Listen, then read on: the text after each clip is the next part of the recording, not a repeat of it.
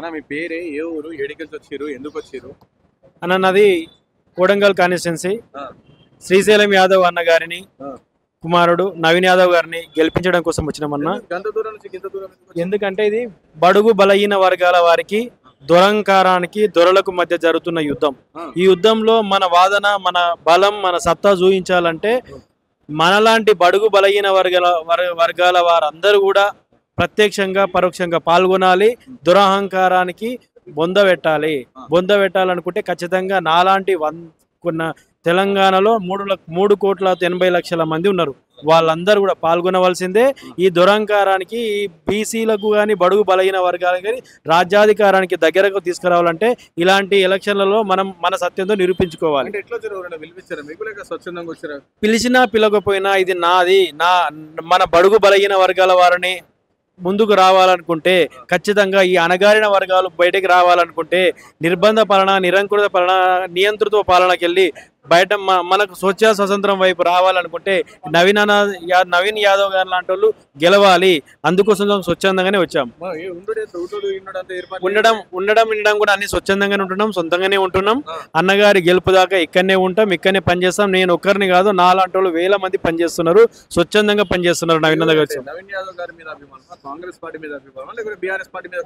బలుగు బలహీన వర్గాల వారికి ప్రోత్సాహం కల్పించాలంటే వారికి సహాయ సహకారాలు అందించవలసిన అవసరం ఉంది. కాబట్టి కాంగ్రెస్ పార్టీ ఒక దిక్కు అయితే బడుగు బలహీన వర్గాల వారికి ప్రోత్సహించాలనే ఉద్దేశంతో, అదే విధంగా ఇప్పుడు టిఆర్ఎస్ పాలనలో కనీసం దొరలకు తప్ప ఇంకోరికి ఆ గడిలను దాకే అవకాశం కూడా ఉండకపోయేది.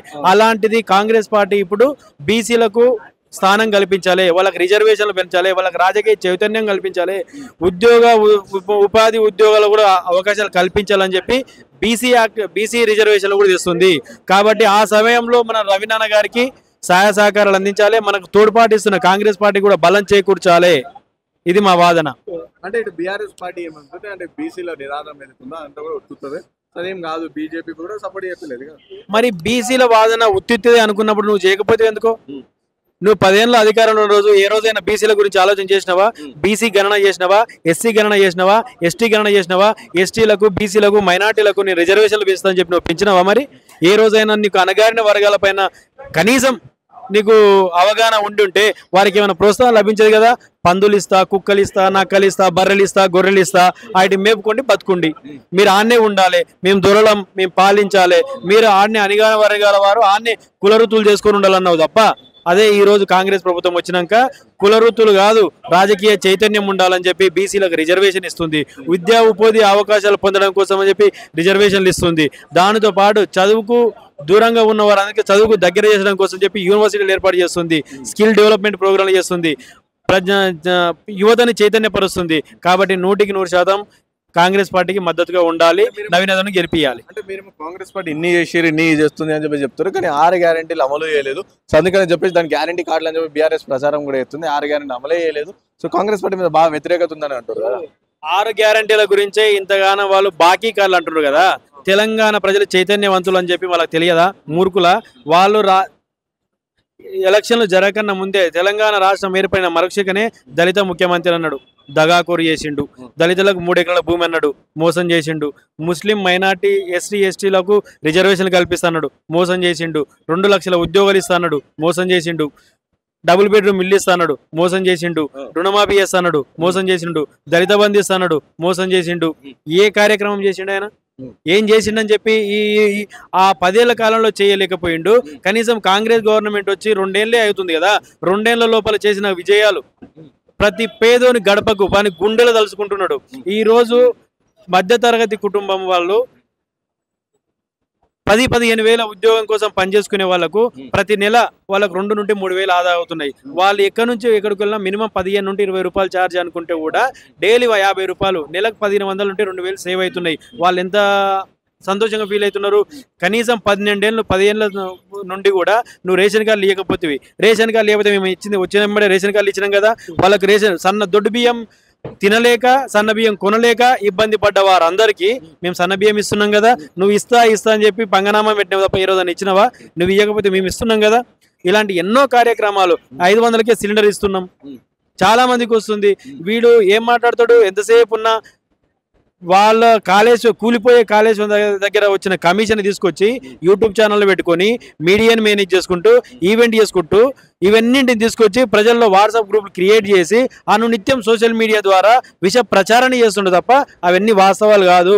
తెలంగాణ ప్రజలందరూ కూడా సంతోషంగా ఉన్నారు. కాంగ్రెస్ పార్టీ పక్కన మా పార్టీ మా ఇంటి పార్టీ అని చెప్పి సంతోషంగా ఉన్నారు. అంటే కాంగ్రెస్ పార్టీ పైన అసలు నమ్మకం లేదు ప్రజలకు, రేవంత్ రెడ్డి మీద అంతకన్నా నమ్మకం లేదు. సో 3 సంవత్సరాలు ఉంటారో లేదో అని చెప్పేసి కూడా అంటారు కదా. అంటే మూసి ప్రక్షాళన చేస్తా అన్నావు, కనీసం మూసి ప్రక్షాళన కోసం నువ్వు అడుగు ఇది లేదు. నీ ఉన్న దగ్గర మురుకు నీరు ఎంత వస్తుందో అంత బయటికి పోయేది. ఈ రోజు హుసేన్ సాగర్ దగ్గర నిలబడదాం, కంపు స్మెల్ వస్తుందా? మేము అనుకున్న సమయానికి మంచినీరు పారబడతాము. నిబద్ధతతో పనిచేస్తున్నాడు. ప్రతిరోజు 18 నుండి 20 గంటలు సమీక్షలు నిర్వహిస్తున్నాడు. నీ ఫామ్ హౌస్ లో లేసేదే 2 గంటలకు. నీ రాజకీయాన్ని చక్కబెట్టుకునికే దినమంతా అయిపోయింది. ఏ రోజన్నా అధికారులను రివ్యూ చేసినావా? ఏ రోజన్నా ఏదన్నా కార్యక్రమాలు చేసినావా?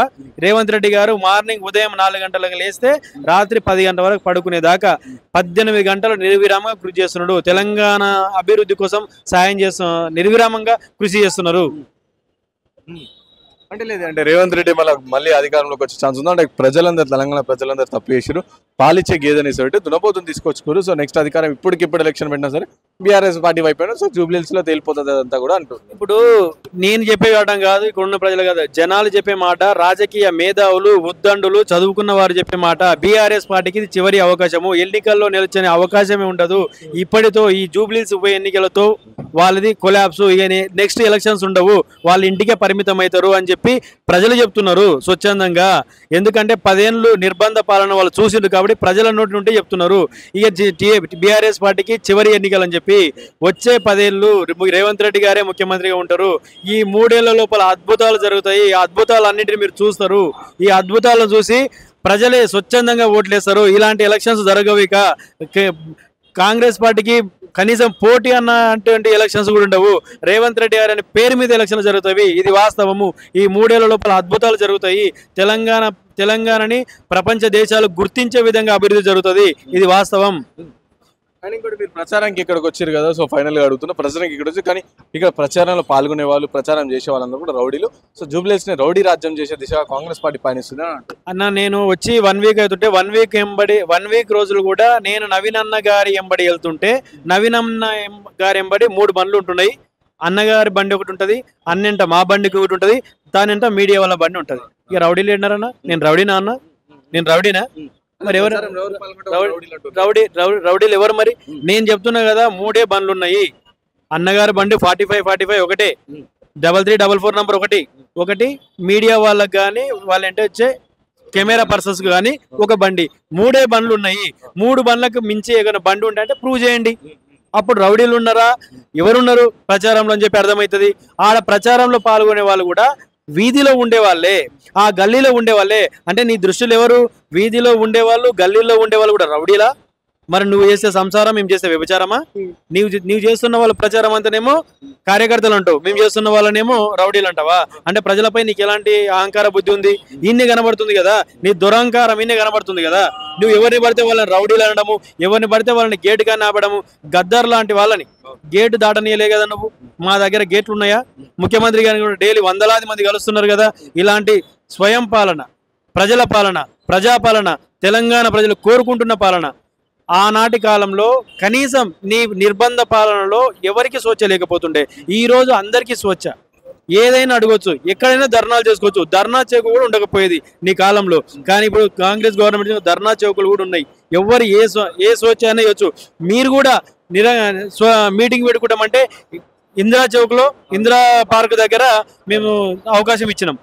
కానీ మీలాగా మేము ధర్నా చౌకులు తీసేయలే కదా. ఎవరిని అరెస్ట్ చేస్తారు, ఎక్కడ ప్రశ్నిద్దాం అనుకుంటే అరెస్టులు చేసేవాళ్ళు. మా దగ్గర అరెస్టులు లేవు కదా, నియంత్రిత పాలన లేదు కదా. సో ఫైనల్ చెప్పండి అన్న, ఎంత మెజారిటీ అని మనం ఎక్స్పెక్ట్ చేస్తారా, లేకపోతే కేవలం గెలుపు అన్న? 100కి 100 నేను ఇంకొకటి చెప్తున్నా. శ్రీశైలం యాదవ్ గారు, చిన్న శ్రీశైలం యాదవ్ వయసు ఇప్పుడు ఎంత ఉందో నాకు తెలియదు, కానీ అన్నగారు 93 అంటే సుమారు 30 సంవత్సరాల కింద ఒక చర్చి కట్టడానికి సాయం చేసిండు. ఆ పక్కనే ఉన్న ఇల్లు కట్టుకుంటే, అన్న ఇది నువ్వు ఇచ్చిన సాయంతో నేను ఇల్లు కట్టుకుంటా అని చెప్తుంది ఈ రోజు అమ్మ. అంటే చిన్న శ్రీశైలం యాదవ్ 30 సంవత్సరాలకి వెళ్ళి సేవ చేసుకుంటూ వచ్చిండు. 30 సంవత్సరాల సేవలో ఒక ఎత్తు అయితే ఈ రోజు కాంగ్రెస్ పార్టీ చేస్తున్న సంక్షేమ పథకాలు ఒక ఎత్తు. ఈ రెండుంటి కలయికతోని 1,00,000 ఓట్ల మెజార్టీతోని నవీన్ అన్న గారు గెలవబోతున్నారు. 100% 1,00,000 ఓట్ల మెజార్టీతో గెలవబోతున్నారు. ఇది నియంతృత్వ పాలనకు, నియంకుత పోకడలకు ప్లస్ దొరలకు, బడుగు బలహీన వర్గాల మధ్య జరుగుతున్న యుద్ధం కాబట్టి బడుగు బలహీన వర్గాల వారి చైతన్యవంతులు వీరందరూ కూడా నవీన్ అన్న గారిని సాయం అందిస్తారు, సహకారం చేస్తారు. వారే స్వచ్ఛందంగా వచ్చి ఓటేస్తారు. 1,00,000 ఓట్ల మెజార్టీతో గెలిపించబోతున్నారు.